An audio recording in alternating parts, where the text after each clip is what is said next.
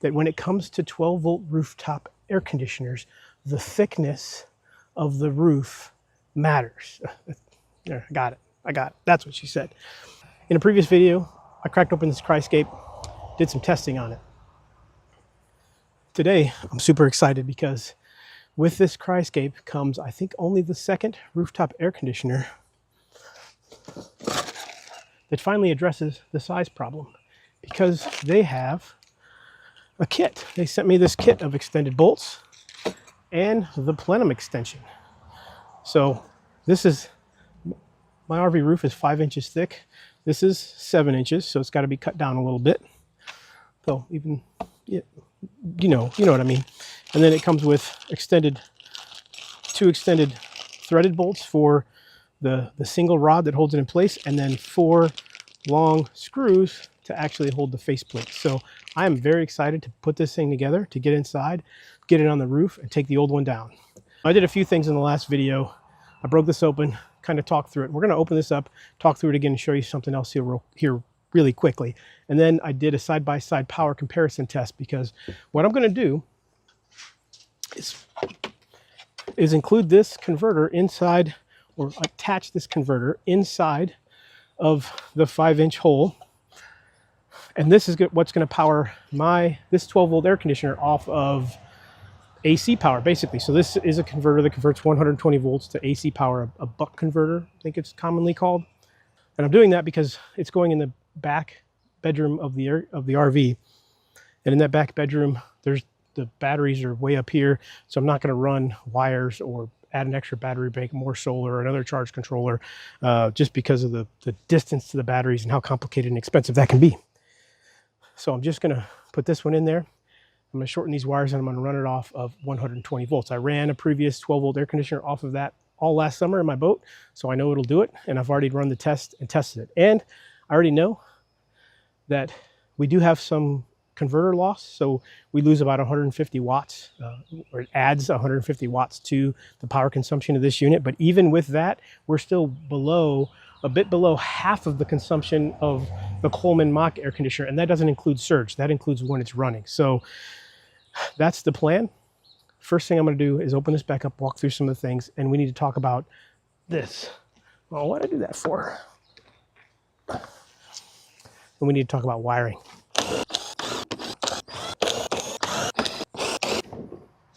Quick recap of everything I liked. You can kind of see some of it in the last video, but this compressor, this is a dual rotor compressor, so it's different than the automotive style scroll compressors. Most of these 12-volt air conditioners come with that other one. This is a little bit more efficient. The fact that this compressor is insulated is awesome. This is a really cool, this is thicker than the last one I reviewed and installed on my RV. And then we've got these shock absorbers down here. Can't tell if there's springs inside, but it's pretty robust shock absorbers. And everything else looks good. Really similar to everything else with the condenser and evaporator and all that. But this controller is a different type of controller than my other two 12-volt ACs. The big thing I like about this one is this inverter ramps up so slow. I don't think it's a bad thing. You know, you're like waiting for it to come on, but it just like slowly ramps up and brings the inverter and the cooling power up. So that's good. But what I need to get in here and look at and figure out is where I'm going to route this wiring, because this is obviously going to come into the hole, into the 14x14 opening. And I want, if it drops down through the 14x14 opening, that's a benefit. But obviously the wiring is not set up that way. So I need to either run it along the bottom and cut a U shape in my foam, or see if there's a way to drop it down through this plenum here. And one of the other things I said I liked about it was how this isn't just a foam, it's got insulation in it. So I think we're going to open this up. There's something here, and we're going to see if there is a good spot to run this wire into the insulation. So let's take this apart.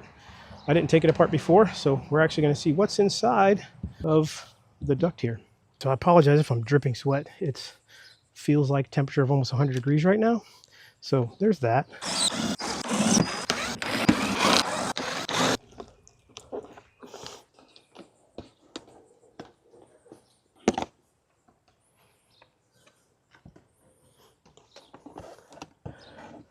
Well, first thing, these little gaps here are not open. So there's no way to come through these gaps, I don't think. So this looks pretty simple. Obviously the intake comes in from this side. These fans pull it in and it fills the box and blows across the evaporator coil here and down. So if I were to want to run my cable in, I'm going to have to come in around here or something somehow, because you want it on this side. Yeah, let me figure it out. But my plan just changed twice here in about 30 seconds. So I was going to, looking at this, like I said, cut a hole in this and cut a hole here. I absolutely hate that. I would rather, like I said, notch the foam gasket. And I was about to put this thing back together when I realized that this wire for the control unit comes down and actually has a hole that already exists. So we have a notch here, and this isn't notched, so I may have to notch this a little bit more. If I pull the inverter off and route these wires behind it and along here where this one is, I should be able to drop it right down in there. So let's try that.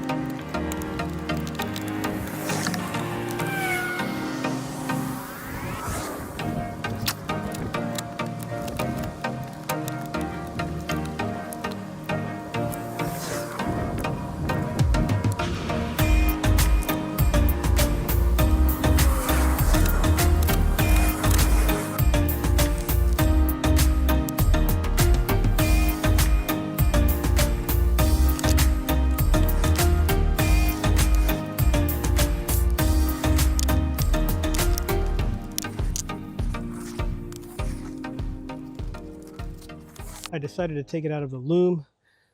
Two reasons. One, just getting it up into this hole. There's not enough room, I don't think, with that loom there. And then second, it's going to be protected under the cover, so it doesn't need the loom to protect it from the sun anymore, since it's not going to be out and about. This plastic was easy enough to cut with just a razor knife, so that was good. So I didn't really have to do much, no drilling or cutting besides that, so that worked out really well. And then now I'm just going to put this, I added a little bit of butyl there. I might add a little here just to make sure it stays sealed. They already put some here. This little gasket doesn't go all the way, but yeah, I'm going to put this back on and get ready to put it on the roof. Before I move on, I need to talk about two things. First is safety, electrical safety.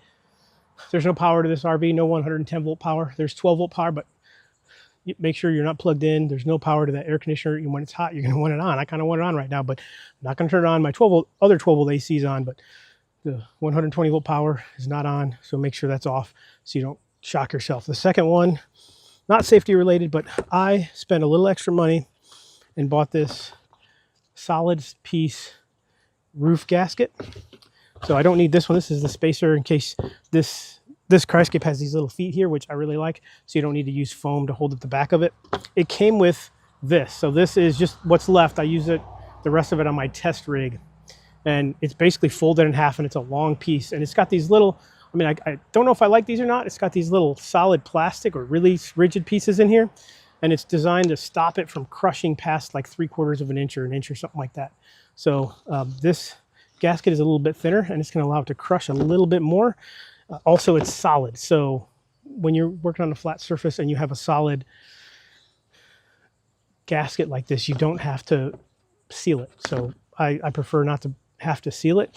So this will allow me not to have to seal it. Obviously, it's sticky on the bottom. That's going to hold it down. Then I'm just going to place it on top, set it and forget it. No sealant. I've put sealant on the other two. There's no sealant on that one now, and there was no sealant on the original. So no sealant is going on this one because it's a flat roof. If you got a corrugated roof, definitely put sealant on it, but I'm not doing sealant. This one is like 25 bucks. The other, you can buy them for as cheap as like $11 that are coming 4 pieces, but they're not one solid piece. So I'm gonna go take apart the inside, get this thing up on the roof.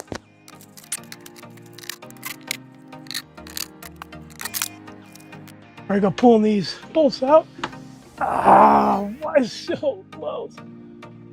Oh, like 2 inches taller. Oh, it's so tall.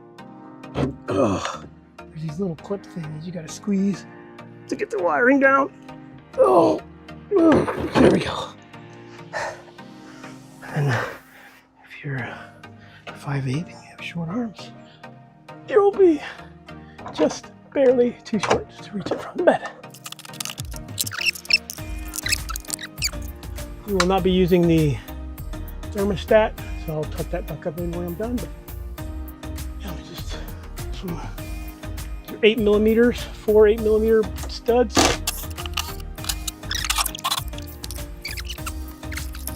These wires, black, white, green, very common wires, are held on with some Wago connectors. Looks like I'll be able to reuse them, so I brought my own, but reuse. I'll show you that in a minute. I'm guessing these other purple and white wires are for lights or a fan. So now we're ready to lift, go outside. Lift this off, put the new one on.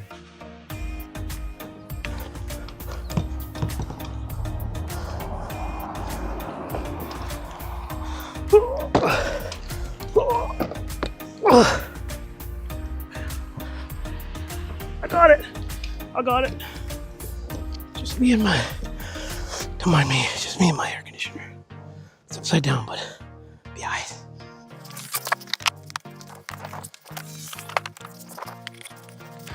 If you don't like how I'm cleaning it, then tell me in the comments. Lysol wipes and paper towels seem to do the trick.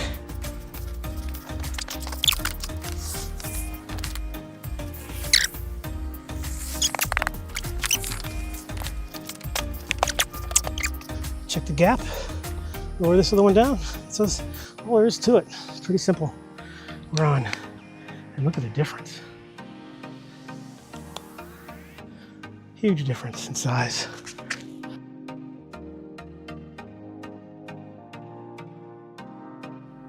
All right, well, work on the outside went smooth. Now we're just gonna do the inside here. Looks like it's fairly simple. These bolts may need to be shortened, so we'll see. Unrippable Chinese tape.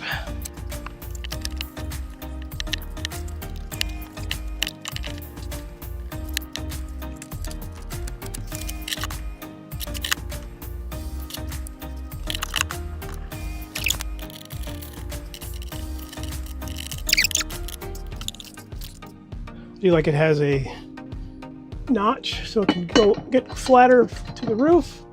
That will matter here in a second when I'm either really mad at it or super happy with Kryscape.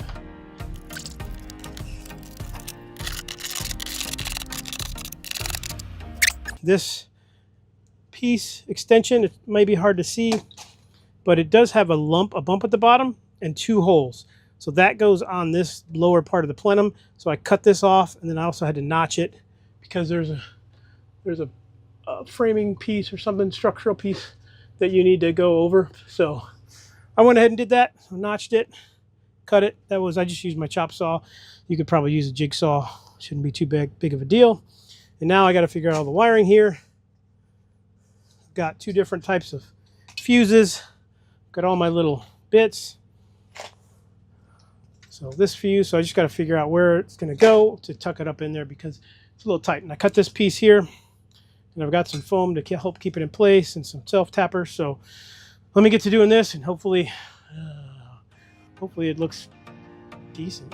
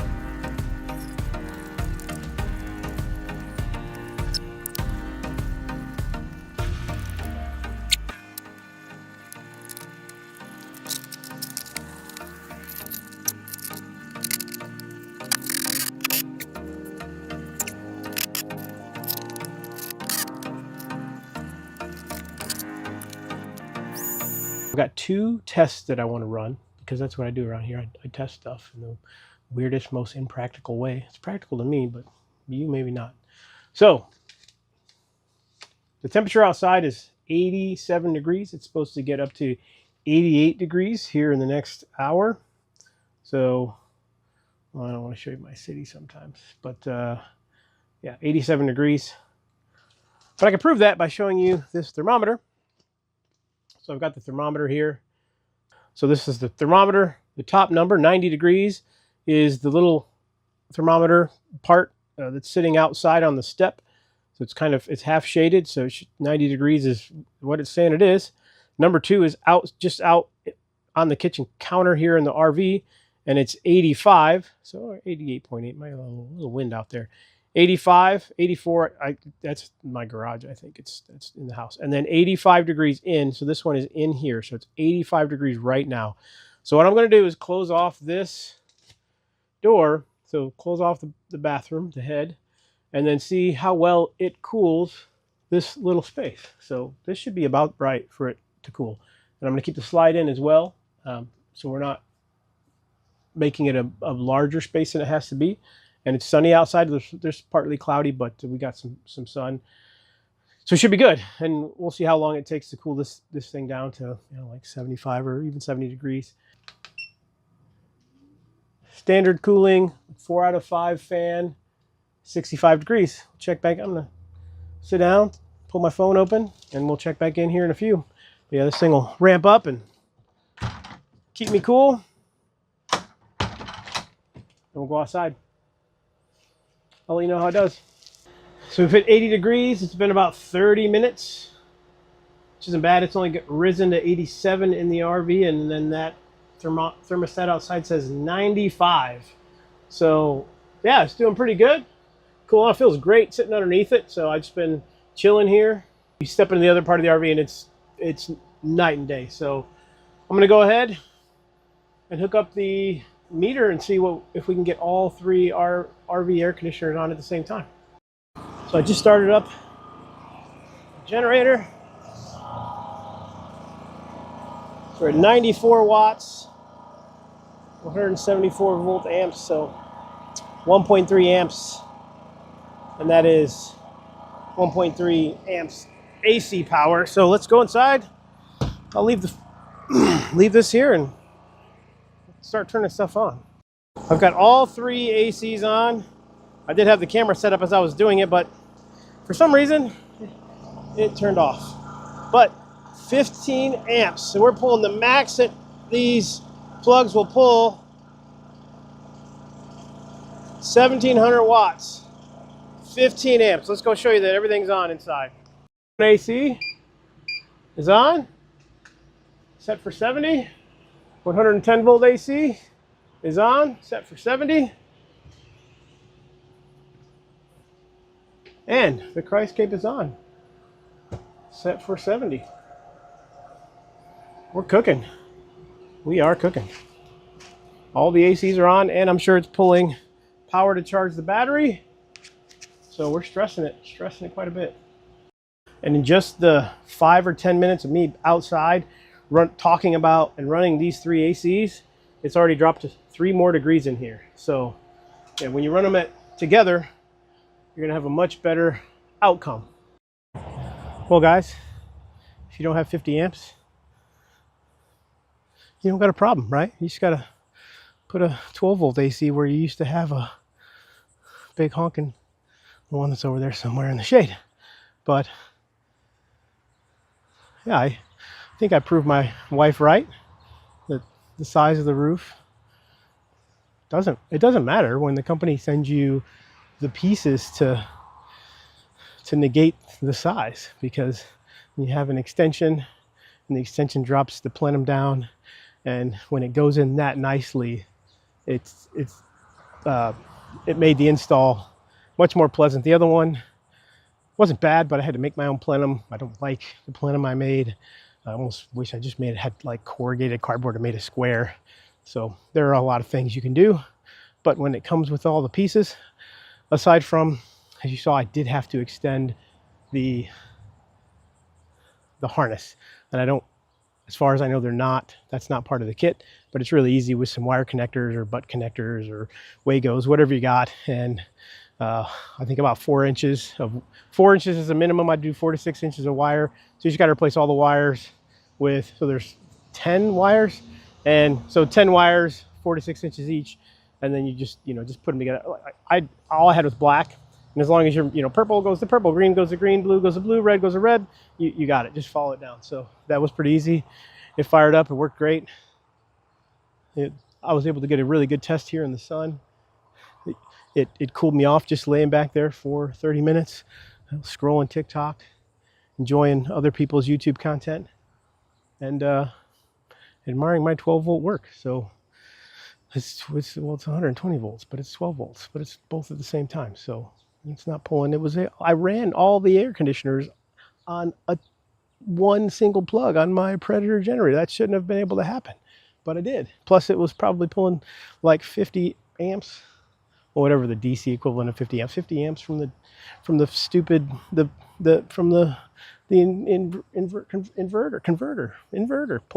charging the battery. So that's awesome, man.